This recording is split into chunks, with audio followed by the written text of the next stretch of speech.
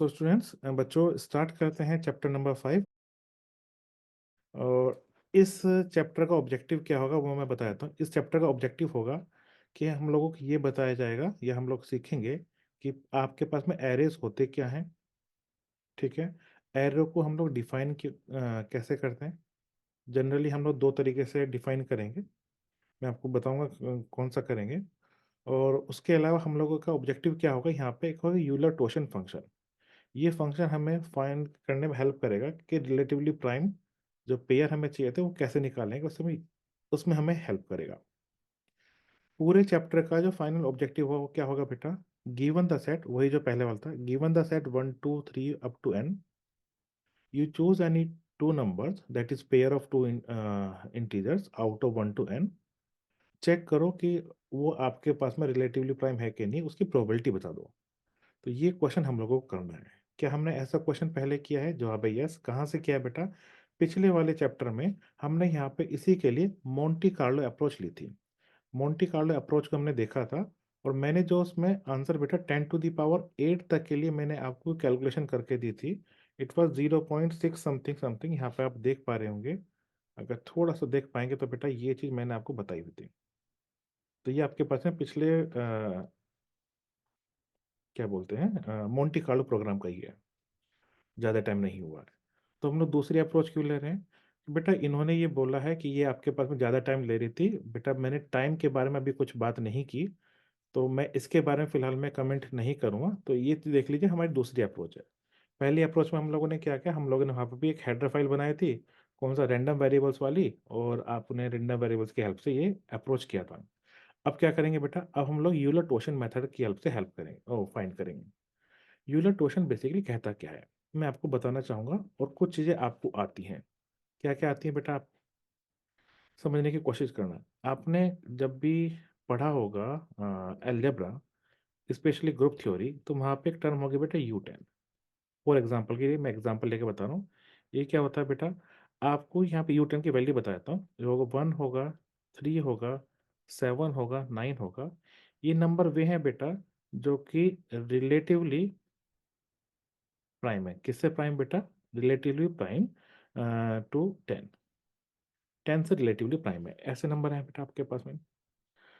तो अगर मैं यहाँ पेयर ले लूँ, क्या 110 ले लिया, या फिर आपके पास में 310 ले लिया, या फिर आपके पास में 710 ले लिया, ऐसा कोई भी नंबर ले लूँगा, तो आपके पास में याद रखिए दो नंबर रिलेटिवली प्राइम हो गए। आप बोलेंगे ऑर्डर भी तो चेंज कर लो, 10 1 कर लो, तो भी क्या दिक्कत है? हो गया ना आपके पास में। तो आपके पास में ये U10 से there are 4 pairs you can obtain, और ये चारों के चारों पेयर्स आपके पास में होंगे रिलेटिवली प्राइम। बस कोई ये बता दे कि U10 में 4 एलिमेंट्स होंगे तो मेरा काम बन जाएगा। तो मेरा यहाँ पे ऑब्जेक्टिव क्या होगा कि कोई भी आपके पास में नंबर n गिवन होगा, मैं आपको ये बताऊंगा कि उसमें आपके पास में रिलेटिवली जो प्राइम इंटीजर होंगे less than equal to n वो कितने होंगे, और उन्हें फाइंड करने के लिए हम लोग यूलर टोशन मेथड का यूज करते हैं। यहाँ पे फाई एन आपके पास में डिनोट करेगा, phi n will denote that number of relatively prime integers less than equal to n। तो U10 में से फोर्थ है, तो यहाँ पे आपके पास में इट इज इक्वल्स टू 5 4, ये हम लोग यहाँ पे रिप्रेजेंट करेंगे। It is the Euler totient function, उसकी हेल्प से हम लोग ये करने वाले हैं। ठीक है बेटा। सो आई होप यहाँ तक का कोई डाउट नहीं होगा, ये बात समझ में आ गई होगी कि यूलर टोशन से हम लोग किस तरह से काम करेंगे। अब आगे बेटा निकालेंगे कैसे? तो निकालने से पहले पहले ये बताओ कि हम लोग करेंगे क्या यहाँ पे। हम लोग यहाँ पे बेटा एक काम लेंगे, मुझे जाना है 1 2 से लेके बेटा मुझे जाना है n तक। मान लीजिए 1 2 से कहाँ तक जाना है बेटा, मुझे n तक जाना है, और मुझे यहाँ पर रिलेटिवली प्राइम नंबर लेने हैं। तो मैं क्या करूँगा, यहाँ पे कोई नंबर चूज कर लो। जस्ट सपोज b की वैल्यू 10, वैसे तो 1 भी लूंगा, 2 भी लूंगा, b की वैल्यू सब लूंगा, b की वैल्यू 10 लूंगा, और मैं वे सारे नंबर बताऊंगा जो कि लेस देन इक्वल टू 10 हो, रिलेटिवली प्राइम टू 10 हो। इस तरीके से कुछ पेयर मिल जाएंगे ना। फिर यही काम मैं आपके पास में 11 के लिए करूंगा, यही काम मैं आपके पास में 12 के लिए करूंगा। तो इस तरीके से I will get number of pairs जो कि a less than equal to b होंगे और जो रिलेटिवली प्राइम होंगे। Total number of relatively prime pairs divide by total n square. Check करो भाई, दो नंबर आपने ले लिए रिलेटिवली प्राइम है, इस मेथड की हेल्प से, फाई n की हेल्प से। इनकी काउंटिंग कर लो, इनकी काउंटिंग कर लो, and divide by total observation. Total observation कितने थे आपके पास में, एन स्क्वायर। ये आपका प्रोबेबिलिटी आ जाएगा, ये मेरी अप्रोच होगी, ये मेरी अप्रोच होगी। इस अप्रोच को बच्चों हम लोग किस हिसाब से जवाब देंगे, अब यहाँ पे ध्यान से सुनिएगा। इसके लिए बेटा हमारे पास में पी एन की वैल्यू ये होगी। मैं यहाँ पे फाई के डिफाइन करना चाहता हूँ, किसी तरीके से मेरे पास फाई के डिफाइन हो जाए, और मेरे फाई के डिफाइन होते ही मेरा काम बन जाएगा। सारा दारोमदार सिर्फ इस फाई के पे है। फिर ये पी एन कहाँ से आया उसके बारे में बात करूंगा बाद में। ये पी एन कहाँ से आया उसके बारे में बात करूंगा बाद में, या फिलहाल के लिए इसे आप लोग सिर्फ याद कर लीजिए। इसकी जरूरत अभी नहीं पड़ेगी, इसकी जरूरत पड़ेगी लेटर ऑन, तो लेटर ऑन ही बात करेंगे। तो अभी ऑब्जेक्टिव क्या, फाई के निकालने का। तो फाई के निकालने के लिए बेटा सबसे पहला रिजल्ट, जब भी आपके पास में फाई के साथ में कोई प्राइम नंबर होता है, say two, so two, five two मतलब कि आपके पास में एलिमेंट के कहाँ जाएंगे, वन टू तक। अब रिलेटिव प्राइम क्या, रिलेटिव प्राइम तो एक ही नंबर है, कौन सा, वन, उसके अलावा कोई है ही नहीं। तो फाइव टू की वैल्यू वन होगी। फाइव थ्री, थ्री प्राइम है ना आपके पास में, वन टू थ्री में चेक कीजिए कितने नंबर से रिलेटिवली प्राइम है। आप बोलेंगे दो नंबर रिलेटिवली प्राइम है। ऐसे ही अगर मैं आपसे फाइव फाइव के बारे में बात कर दूं, आप बोलेंगे जी वन टू थ्री फोर, चार नंबर हैं जो कि रिलेटिव प्राइम टू फाइव हैं। इस चीज को अगर जनरलाइज करके देखेंगे बेटा, क्योंकि कोई भी प्राइम नंबर वन और इटसेल्फ के अलावा कभी भी डिवाइड नहीं होता है किसी और नंबर से। इसका मतलब हो गया टोटल नंबर कितने होंगे, वन से लेके पी माइनस वन तक, वन से लेके पी माइनस वन तक जितने भी इंटीजर है सब आपके पास रिलेटिवली प्राइम होंगे। तो टोटल मिला के आपके पास है P minus one prime number होंगे। ये पहला इंपॉर्टेंट रिजल्ट होगा बेटा, सभी को पता होना चाहिए, this is first important result. Clear. मुझे आर्बिट्री एन के लिए फाइंड करना है, ये मेरा पहला रिजल्ट है बेटा। आई होप यहाँ तक कोई डाउट नहीं होगा। इस रिजल्ट के बाद में अब दूसरा क्वेश्चन ये आता है कि, यहाँ पे बेटा दूसरा क्वेश्चन यहीं तक रहने देता हूँ अभी। दूसरा क्वेश्चन ये आता है कि मैंने अभी अभी आपको बताया कि कोई भी प्राइम के लिए जो यूलर टोशन की वैल्यू होती है पी माइनस वन होती है। बताओ फाइव पी स्क्वायर के लिए क्या होगी। और फाइव पी स्क्वायर का मतलब क्या है, जैसे सपोज पी की वैल्यू आप ले लीजिए, फाइव ले लीजिए, तो आपका पी स्क्वायर कितना हो गया, 25। तो आपका जो सेट हो गया बेटा, सेट हो गया वन टू से लेके 25 तक। अब इसमें ये बता दीजिए कितने नंबर्स आपके पास में 25 से लेस देन है, रिलेटिवली प्राइम है किसके, 25 के। तो आप देखेंगे बेटा, except five and 25, except five and 25 and multiple of five, मैंने एक्सेप्ट गलती बोल दी, मल्टीपल ऑफ फाइव में कितने होंगे बेटा, 10 भी होगा आपके पास में, 15 भी होगा, 20 होगा ना, ये ठीक है। इतने नंबर्स आपके पास में रिलेटिवली प्राइम होंगे। सॉरी, इतने नंबर को छोड़ के बाकी नंबर्स आपके पास में रिलेटिवली प्राइम होंगे अप टू 1 to 25 में। तो आप ऑब्जर्वेशन ये लगा रहे हैं कि टोटल 25 में से, पी स्क्वायर में से आपने पी माइनस कर दीजिए। ये चीज आपके पास में फाइव के लिए नहीं, ये सभी के लिए होल्ड करती है, क्योंकि जब भी आप वन से लेके पी स्क्वायर तक जाएंगे, so P, then after two P, then after three P, and so on, और लास्ट में आपके पास में बेटा पी स्क्वायर ही हो जाएगा। तो ये नंबर्स वे नंबर्स होंगे जो कि आपके पास रिलेटिव प्राइम नहीं होंगे। इनकी नंबर कितने होंगे, नंबर पी होता है, तो आपका पी स्क्वायर माइनस पी होगा फॉर पी स्क्वायर। इसी तरीके से अगर आपका प्राइम नंबर की पावर एन हो गया, तो आपका आंसर कितना होगा, P to the power N minus P to the power बेटा एन माइनस वन। क्या होगा, P to the power N minus, और P to the power N minus P to the power N minus one. इस चीज को बेटा आप generalise करेंगे, तो किसी भी प्राइम के लिए, किसी भी प्राइम के लिए only the number is prime raise to the power n, उसके लिए p to the power n के लिए बेटा यहाँ पे चेक कीजिएगा, उसके लिए आपके पास में रिलेटिवली जो प्राइम नंबर आपके पास में आएगा that will be p n, p power N minus p power N minus one. तो आपके पास में ये आंसर आ गया, पहला टॉपिक यहाँ तक खत्म होता है। कि यहाँ तक किसी का कोई डाउट है तो बेटा मुझे बताएं।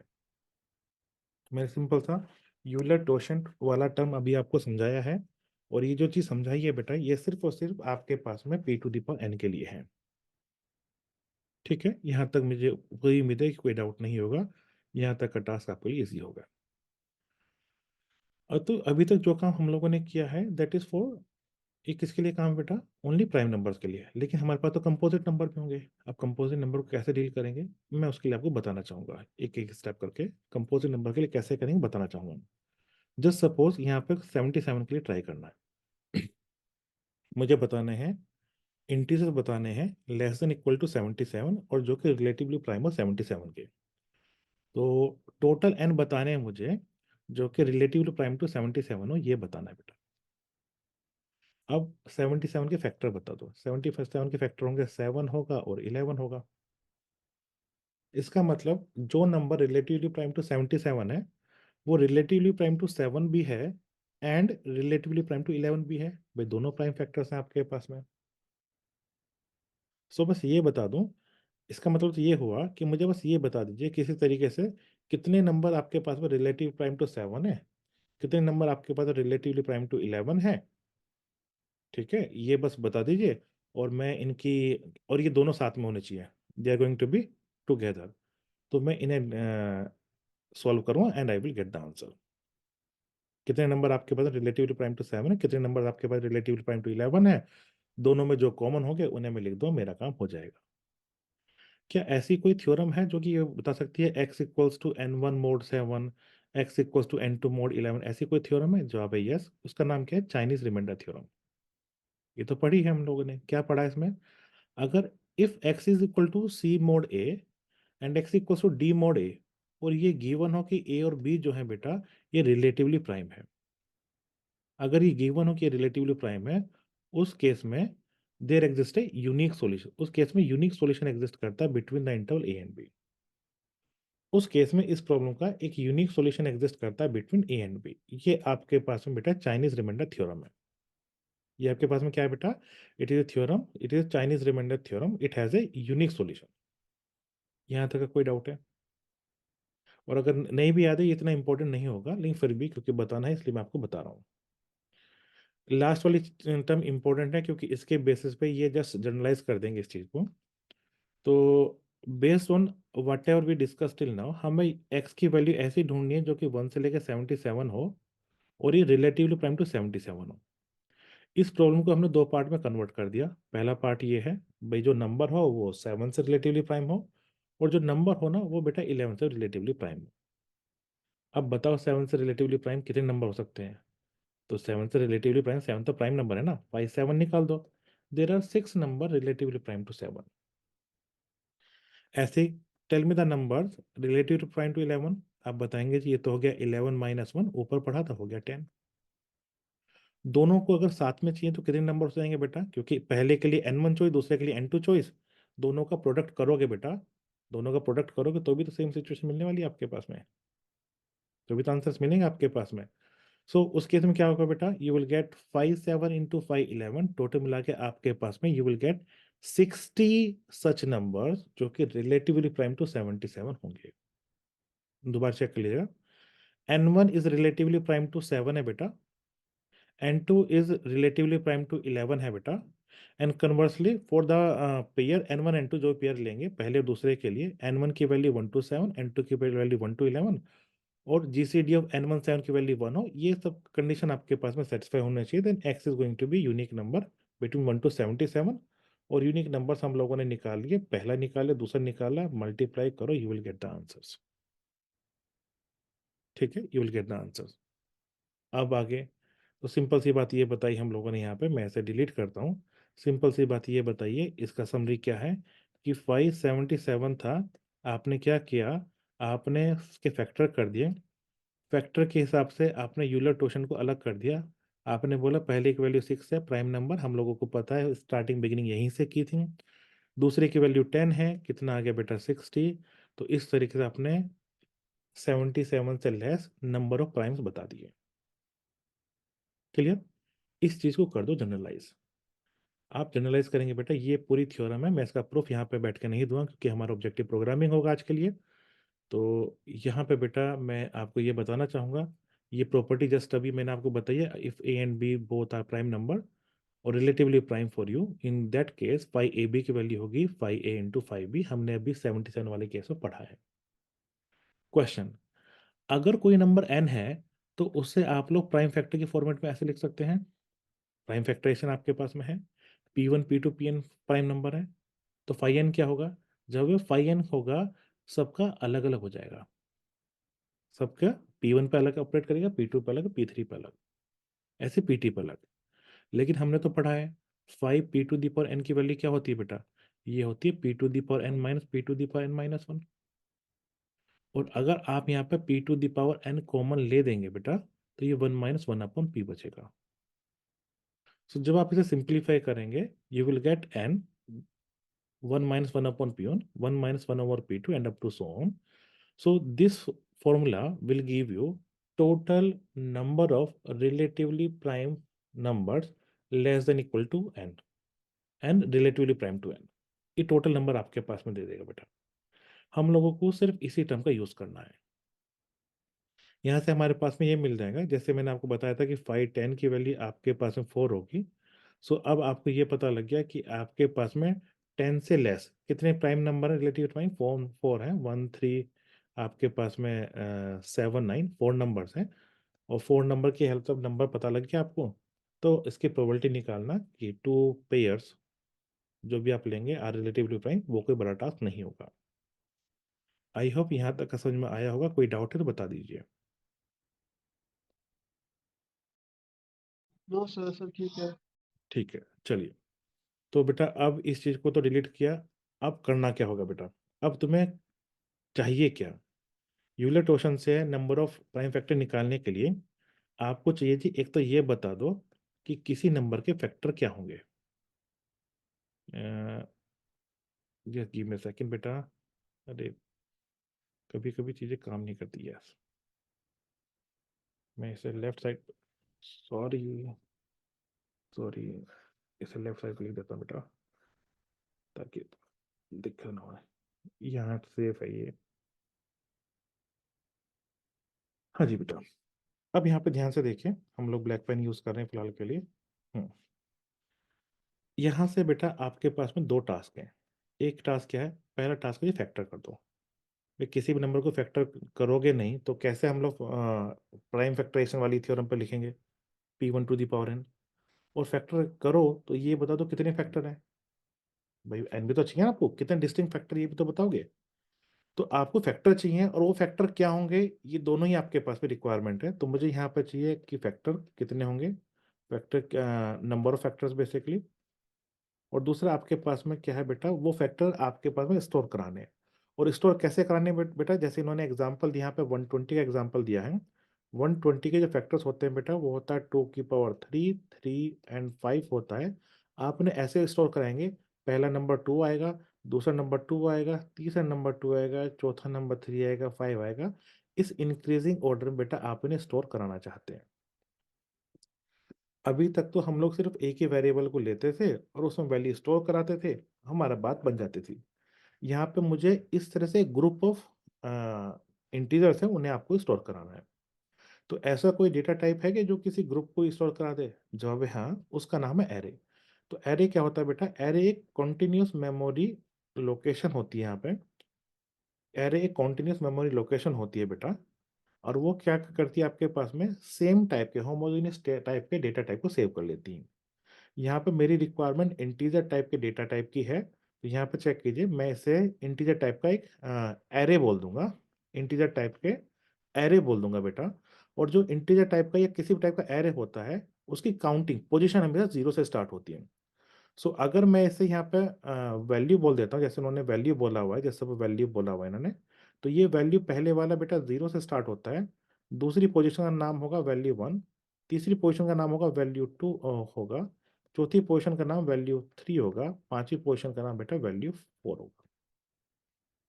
तो अगर आप यहाँ पे ध्यान से देखें, अगर आप यहाँ पे ध्यान से देखें, तो मैंने अभी तक आपको क्या बताया है कि आपके पास में कोई डेटा टाइप है, जिस कोई एरे टाइप का स्ट्रक्चर है बेटा, और एरे में आपके पास में 5 आपको 5 स्पेसेस की रिक्वायरमेंट थी, कॉन्टिन्यूस रिक्वायरमेंट थी, तो आपने यहाँ पे एरे लगा दिया। जैसे यहाँ पे इन्होंने डिफाइन करने का तरीका देखो, इंपॉर्टेंट है। यहाँ पे इंट, ये इंटीजर टाइप का, सारी वैल्यू इंटीजर होंगी।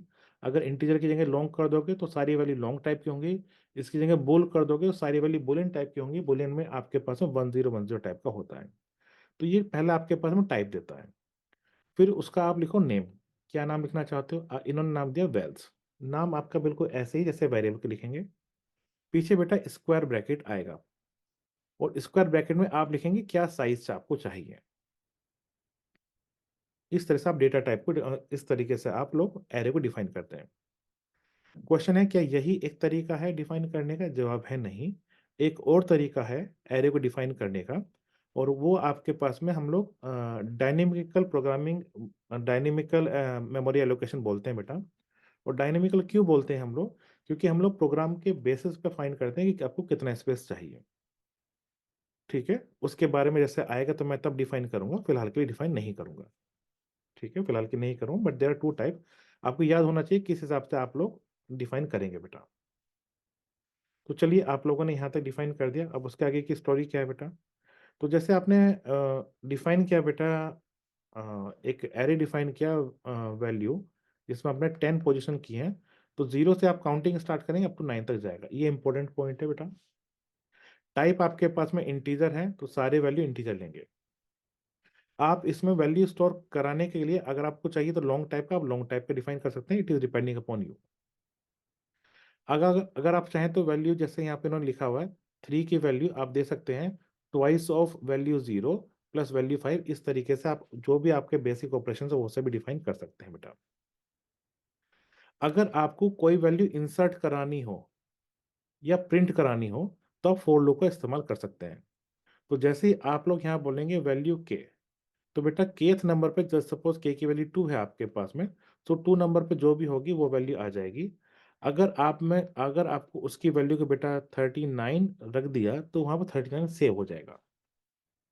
और अगर आपको उसकी वैल्यू को प्रिंट कराना, तो आप सी आउट कर दीजिए, उसकी वैल्यू प्रिंट हो जाएगी। ये आपके पास में बेसिक स्ट्रक्चर होता है। और हम लोग यहाँ पे फोर लूप की हेल्प से, in most of the cases, जो भी हम लोग प्रोग्राम आगे जाके पढ़ेंगे, फोर लूप की हेल्प से ही हम लोग किसी भी एरे को प्रिंट करेंगे, उसमें वैल्यू भी स्टोर करा सकते हैं, और हम लोग कुछ भी कर सकते हैं बैठ के इसमें। कुछ का मतलब जो भी हम लोगों को यहाँ पे दिखेगा वो कर सकते हैं। एरे का एक और टाइप आप देखेंगे वेक्टर, जो कि अपनी साइज को, जहाँ पे जैसे साइज फिक्स है आपके पास में, अपने साइज को रिसाइज कर सकता है, वो वेक्टर होगा। वो आप लोग आगे जाके पढ़ेंगे, एंड आई होप कि मैंने वो कवर कर चुका हूँ। क्लियर बेटा? तो यहाँ तक क्या, अगर कोई डाउट नहीं है तो हम लोग आगे चलते हैं बेटा। मैंने आपको यहाँ पे एरे बता दिया। आप यहाँ पे थोड़ा सा आगे जाएंगे तो इनके एप्लीकेशन सीखेंगे, तो आपको अच्छा लगेगा। यहाँ बेटा दो तीन चीज़ें बड़े ही इंपॉर्टेंट हैं, और इम्पोर्टेंट है बेटा। पॉइंटर की हेल्प से हम लोग यहाँ पे एरे को डिफाइन करना सीखेंगे। इंपॉर्टेंट बेटा।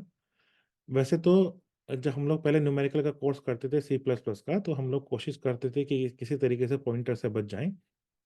तो बेटा पॉइंटर आपके पास में कंसेप्ट होता है, जो कि आपके पास में किसी की पोजीशन को बताता है। ठीक है, पॉइंटर क्या होता है? किसी पोजीशन को बताता है और कुछ नहीं करता। So pointer is pointing toward something. ठीक है, समथिंग क्या होगा बेटा? एड्रेस ही होगा। अब एड्रेस के अलावा कहाँ पे पॉइंट करेगा आपका? ठीक है। सो आई होप कि ये आपको समझ में आ गया होगा पॉइंटर आपके पास में होता क्या है। अब जब पॉइंटर के बारे में हम लोगों ने यहाँ पे डिस्कशन कर लिया, तो आपको ये याद रखिएगा कि जो भी आपके पास में एरे है, आपने बोल दिया एरे डिफाइन कर दिया आपने, एक वैल्यू टाइप का आपने बोल दिया इंटीजर है जी, यहाँ पे आपका 10 है। तो ये भी बेटा, ये जो नाम है आपके पास में, ये भी आपका पॉइंटर की तरह ही काम करता है। आप बोलेंगे पॉइंटर है तो भैया ये किसी पॉइंट पे करेगा, किसकी तरफ पॉइंट कर रहा है? जवाब ये है बेटा, ये आपके पास में जो इसकी 0 पोजीशन होगी उसकी तरफ पॉइंट करता है। तो ये क्या करता है बेटा? 0 लोकेशन की तरफ पॉइंट करता है आपके पास में। सो यहाँ पे पढ़ना चाहूंगा, a pointer is a variable whose value is location in the computer memory. Pointer क्या है? वेरिएबल इसके हुज वैल्यू, इसकी वैल्यू होती है is a location in the computer memory. Computer memory में बताएगा जी वैल्यू 0 कहाँ पर रखा हुआ है, उसकी लोकेशन बता दो, एड्रेस बता दो। Each bytes of computer memory is numbered and a pointer hold such number. हर एक जैसे आपका घर है बेटा, हर एक घर का एड्रेस है, आप में से कोई सा भी ऐसा नहीं रहता इसका एड्रेस ना हो। ऐसे ही कंप्यूटर में हर एक मेमोरी का एक लोकेशन होता है, और उस लोकेशन, उस एड्रेस को सेव करने के लिए पॉइंटर आपके पास में उस नंबर को होल्ड करता है। ठीक है, एक पॉइंटर उस नंबर को होल्ड करता है बेटा। Array the name of the array important, the name of the array is actually pointer to the location of the first element. जो मैंने आपको बताया था, इसे आपके पास में वैल्यू था, तो वैल्यू 10 जो था बेटा, वो आपके पास में वैल्यू 0 की पोजीशन को होल्ड करता है बेटा। तो अगर आपने ये प्रिंट कर दिया सी आउट VAL, यहाँ पे आपने कुछ दिया नहीं, ये क्या करेगा बेटा, ये आपके पास में वैल्यू 0 को प्रिंट कर देगा, इसकी पोजीशन को प्रिंट कर देगा। क्वेश्चन इसकी पोजीशन क्या है, पोजीशन बताओ। तो जवाब ये है बेटा, इसकी पोजीशन आपके पास में कुछ इस तरीके से होती है। यस, इसकी पोजीशन क्या होती है बेटा, इसकी पोजीशन कुछ कुछ आपके पास में आपका जो मेमोरी है वो इस तरह सेव मिलती है। ये आपके पास में बेटा जो हेक्साडेसिमल होता है ना आपके पास में, जो 16 बेस वाला, अगर मैंने नाम कहीं गलत लिख दिया हो तो बता देना। ये आपके पास में 16 बेस वाले में शायद हेक्साडेसिमल ही बोलते हैं उसे, अगर मेरी गलती हो तो माफ़ कीजिएगा। इसमें 16 बेस होता है, जो नंबर पढ़ते हैं बेटा 10 बेस होता है ना, ये 16 बेस वाला, उसके बेसिस को यूज़ करते आपके पास में नंबरिंग मिलती है। मिल गई। तो वापस समरी में देखिए यहाँ पे क्या सीखा, कैसे डिक्लेयर करेंगे एरर को, इंट वैल्यू 10। आपको इंट अच्छा नहीं लगता, आप इंट की जगह बेटा लॉन्ग डबल जॉब चाहे कर सकते हैं बेटा। वैल्यू 3 का मतलब क्या है, ये एक्चुअली फोर्थ पोजीशन है आपके पास में, सॉरी माफ कीजिएगा, मैंने गलती बोल दिया, ये एक्चुअली फोर्थ पोजीशन होगा अगर वैल्यू में साइज बड़ा होगा। अगर सिर्फ यहाँ पे वैल्यू 3 लिखा है बेटा, ये आपके पास में, और डिफाइन करिए साइज है, ये आपका कितना साइज है, इंटीजर टाइप का है ना बेटा। अब साइज ऑफ इंटीजर कितना होता है, साइज ऑफ इंटीजर होता है बेटा 4। साइज ऑफ इंटीजर कितना होता है 4। कितनी मेमोरी सेव करेगा बेटा, 3 * 4 बाइट्स है, टोटल मिला कितना होगा 12 बाइट्स। इतनी मेमोरी आपके पास में रिजर्व कर लेगा, किस नाम से रिजर्व करेगा, वैल्यू के नाम से। क्यों, क्योंकि आपने ऐसा एक वेरिएबल डिफाइन किया है जिसका साइज आपके पास में 3 है। यहाँ पर 10 है ना बेटा, तो इसमें कितनी मेमोरी खर्च होगी, जवाब है आपके पास में 10 इंटू, ये इंटीजर टाइप के ना, इंटीजर टाइप के आपके पास मेमोरी साइज क्या होता है 4 होता है, हमने पढ़ा है। तो ये आपके लिए 40 बाइट्स की मेमोरी आपके पास में रिजर्व कर देगा। और ये मेमोरी बेटा आपके पास में डिस्क्रीट नहीं होगी, कॉन्टिन्यूस होगी। एक ही जगह जगह पे आपके पास में ये मेमोरी इस तरीके से होगी, जहाँ पे आप कुछ नंबर्स को स्टोर कर सकते हैं, एक ही जगह आपके पास में होगी। समरी शीट इसकी, array elements are index from zero, zero से स्टार्ट इंडेक्स होते हैं। एंड कहाँ पे होता है, एंड होता है बेटा आपके पास में n-1 में, जो भी उसका साइज है।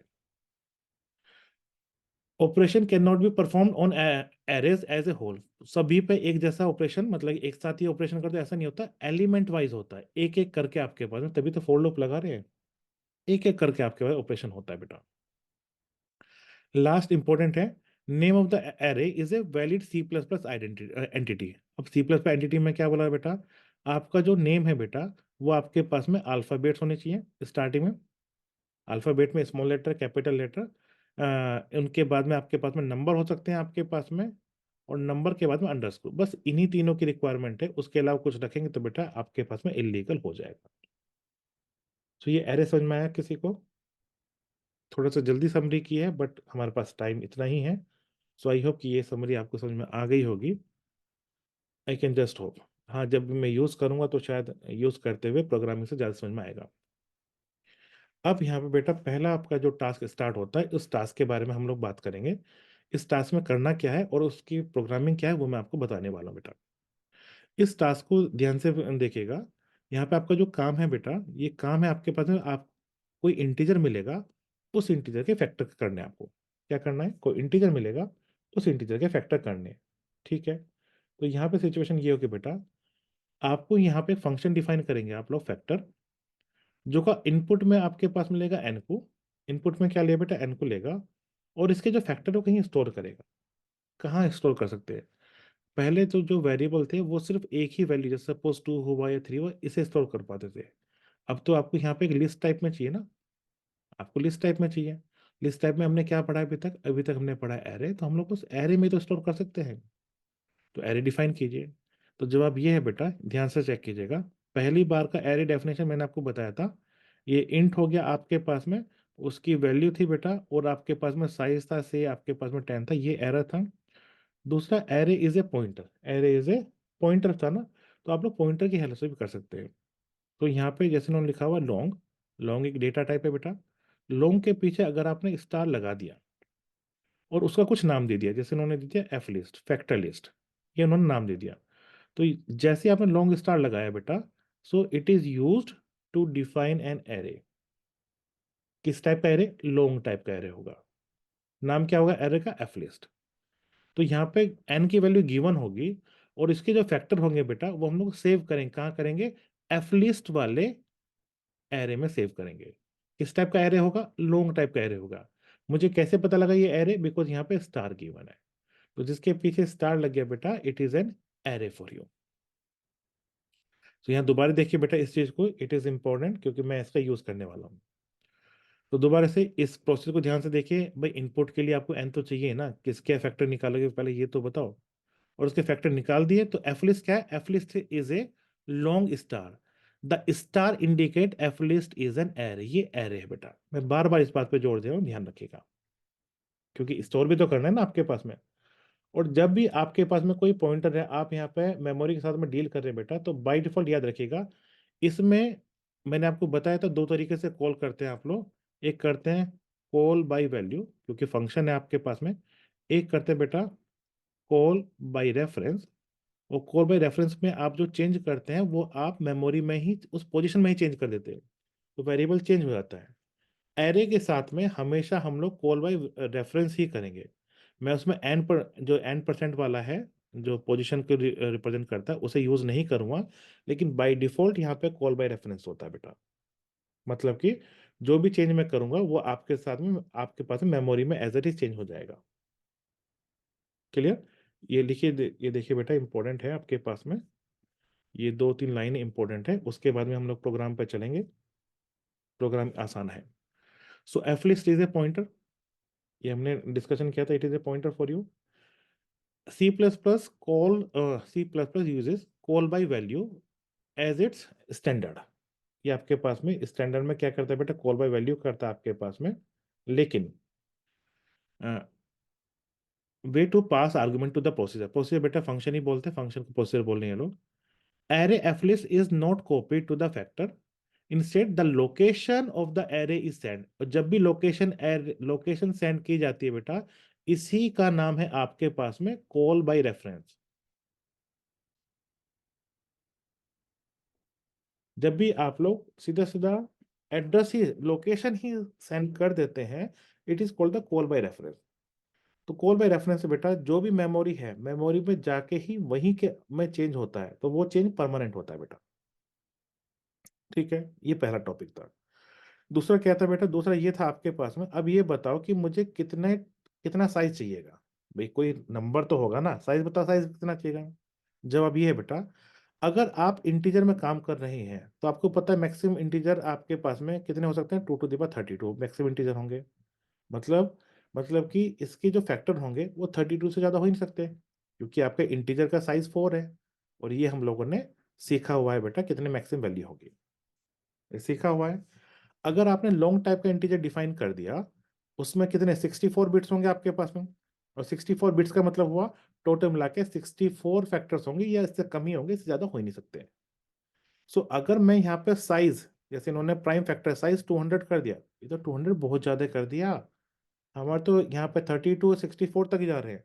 इसका मतलब क्या हुआ कि मैं एक ऐसा नंबर मान लो, अगर मैं 100 बोल देता हूँ, तो 100 नंबर काफी है, क्योंकि ये आपके पास में इंटीजर को भी सेव कर पा रहा है सभी को, और आपके पास में जो लॉन्ग टाइप के हैं उन्हें भी सेव कर पा रहा है।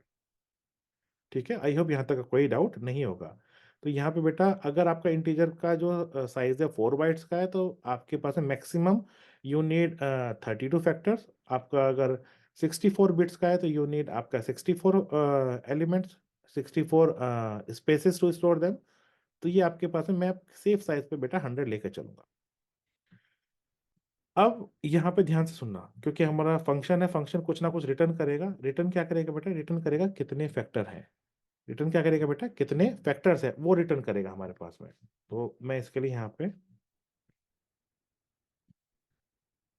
ये लास्ट पॉइंट है बेटा, इसके बाद में मैं एक छोटा सा प्रोग्राम आपको बताऊंगा और हेडर फाइल बताऊंगा, बल्कि उसके बेसिस पे हम लोग आगे कहानी सुनेंगे।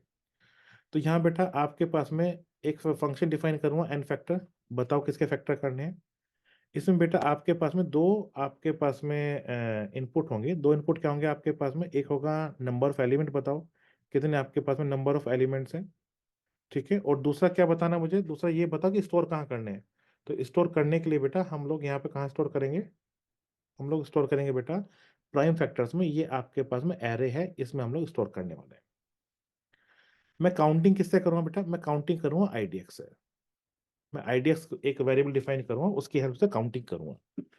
कैसे करूँगा वो मैं आपको बताऊँगा। ठीक, वो मैं आपको बताऊँगा और उसके हिसाब से हम लोग काम करेंगे बेटा। समझने की कोशिश करना, ये बड़ा इजी सा टास्क है, ज़्यादा बड़ा टास्क नहीं है। ठीक है, चलिए बच्चों, अब मैं आपको सीधा सीधा प्रोग्रामिंग पे लेके चलता हूँ। और प्रोग्रामिंग पर लेके चलने के लिए मैं इसमें क्या करूँ बेटा? मैं एक फाइल डिफाइन करूँगा, उसका नाम होगा बेटा फैक्टर डॉट एच। तो मैं इसे सेव करता हूँ। ये हेडर फाइल है, FACTOR.h।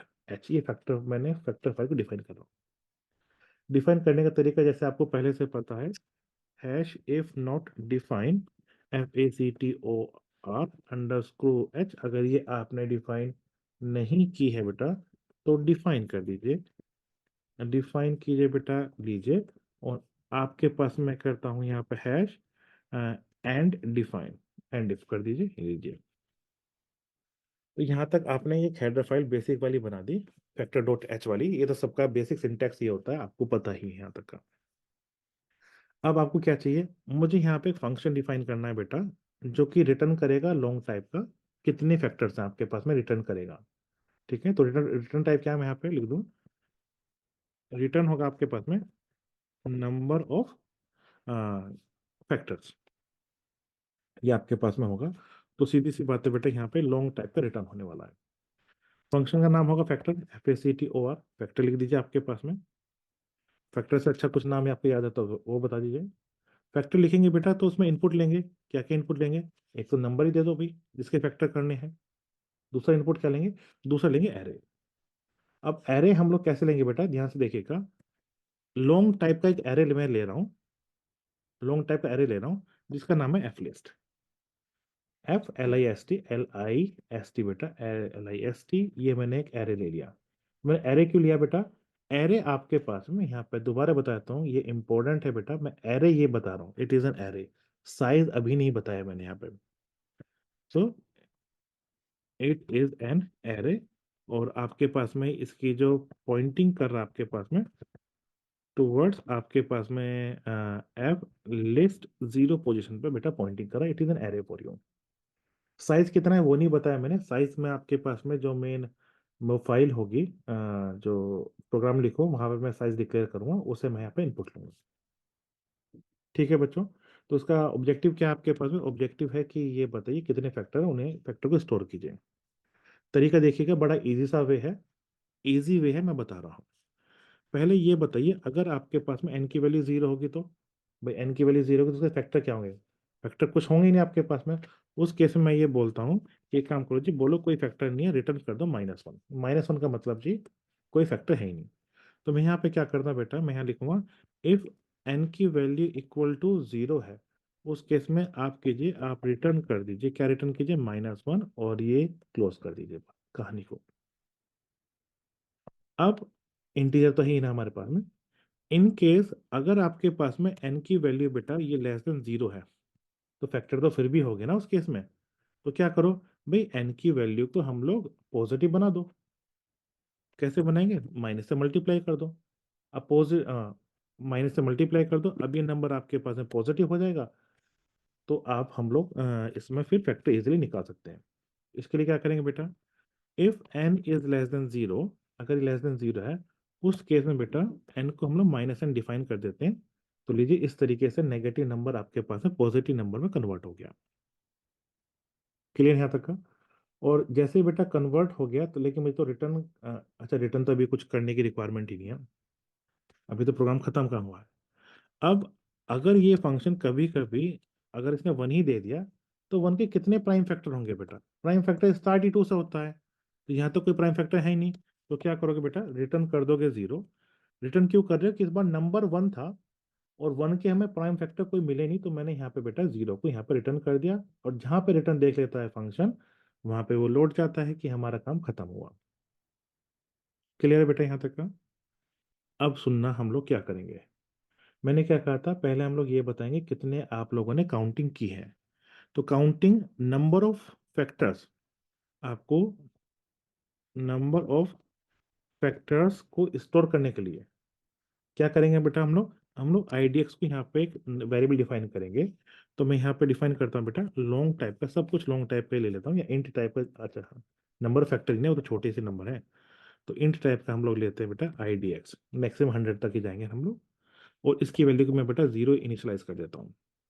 कर दिया। अब आपके पास में बेटा कोई भी नंबर दे, सपोज 10 दो, तो आप क्या करेंगे बेटा, डिवीजन कहाँ से स्टार्ट करेंगे, 2 से स्टार्ट करेंगे, 3 से स्टार्ट करेंगे। मिनिमम प्राइम से स्टार्ट करते हैं ना आप लोग डिवीजन। तो मैं यहाँ पे बेटा मिनिमम फैक्टर जो डी की जो वैल्यू है बेटा, डी की वैल्यू मैं यहाँ पे 2 डिफाइन कर देता हूँ, और डी को मैं बेटा यहाँ पे आपके पास में कोई भी लॉन्ग टाइप पे या इंटीजर टाइप पे, जो भी आपकी मर्जी हो उस टाइप पे डिफाइन कर देता हूँ। यहाँ तक कोई डाउट है? ये डी आपके पास में यूज होगा डिवाइड करने के लिए, फैक्टर चाहिए ना आपको। 2 से करेंगे, फिर 3 से करेंगे, फिर 4 से करेंगे, इस हिसाब से हम काम करेंगे। Clear term. अब समझने की कोशिश करना क्या सिचुएशन होगी। सिचुएशन ये होगी बेटा, यहाँ पे एक वाइल लूप के बारे में बात करेंगे। जब भी आपके पास में एन की वैल्यू बिगर देन 1 होगी, क्योंकि उससे पहले के केस पे पहले डिस्कशन कर लिया मैंने, जब भी एन की वैल्यू बिगर देन होगी, तो आप ये चेक करो कि आपके पास में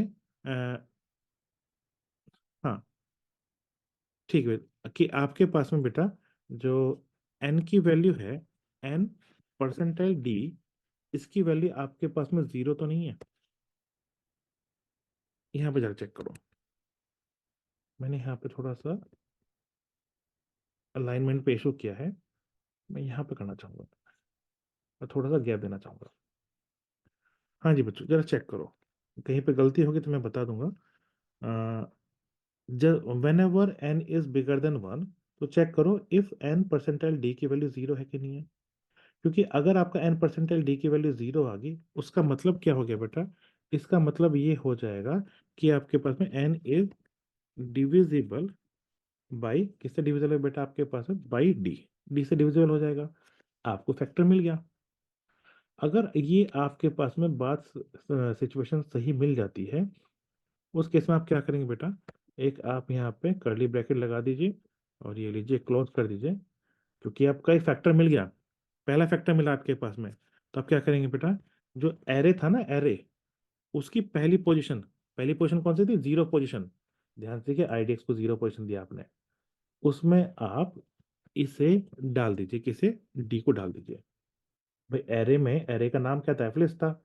पहली पोजीशन कहाँ से, 0 से स्टार्ट होती है, स्क्वायर ब्रैकेट में करते हैं एरो को, आपको याद ही है। इसकी वैल्यू क्या होगी बेटा, डी।